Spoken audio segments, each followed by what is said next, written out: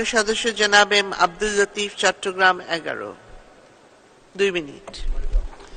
মাননীয় স্পিকার, আপনাকে ধন্যবাদ। আমার উত্থাপনীয় বিষয় উচ্চ মূল্যমানের ঔষধ ঊর্ধ্বমুখী বাজার নিয়ন্ত্রণ প্রসঙ্গে। মাননীয় স্পিকার, ওষুধ শিল্পের অধিকাংশ কাঁচামাল আমদানি নির্ভর হবার কারণে সাম্প্রতিক সময়ে জীবন রক্ষাকারী পণ্যের উদ্যোক্তারা উৎপাদন ব্যয় বৃদ্ধির অজুহাত দেখিয়ে ওষুধের মূল্য বৃদ্ধির অপতৎপরতা চালাচ্ছে। ডলার সংকটের এত সংক্রান্ত ব্যয় বৃদ্ধি পেয়েছে, কিন্তু আন্তর্জাতিক বাজারে কতিপয় কাঁচামালের মূল্য হ্রাস পেলেও তখন ওষুধের মূল্য হ্রাস করা হয়নি। গত বছর ওষুধের মূল্য 13 থেকে 100% বৃদ্ধি করা হয়েছে।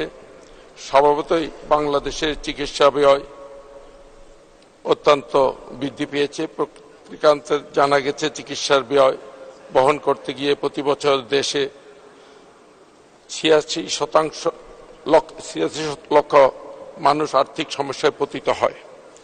মাননীয় স্পিকার, আমরা জানি সরকারি নীতি সহায়তায় বেসরকারি উদ্যোক্তাদের কল্যাণে দেশে ঔষধ শিল্পের ধারাবাহিক বিকাশ সাধিত হয়েছে।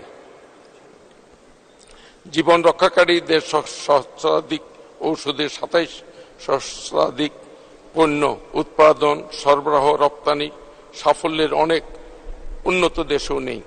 মাত্র 117টি অত্যাবশ্যকীয় ঔষধ খুচরা মূল্যে সরকার নির্ধারিত করে দেয়, বাকিগুলো উৎপাদকরা নির্ধারণ করে থাকেন।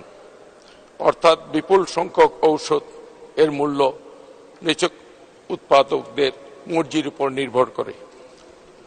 তাই সকল ওষুধের মূল্য। ধন্যবাদ। মাননীয়